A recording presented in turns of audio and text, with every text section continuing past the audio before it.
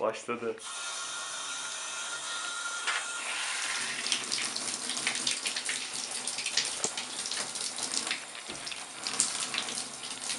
Yıkarken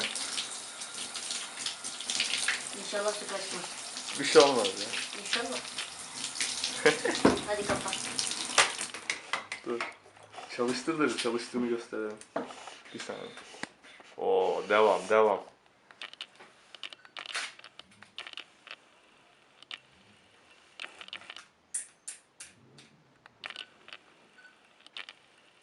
Sesi gitti. Kanka ses gitti.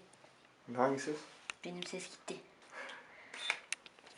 Veya ama zaten sesi kısıktaydı. Yo güzel. Göster.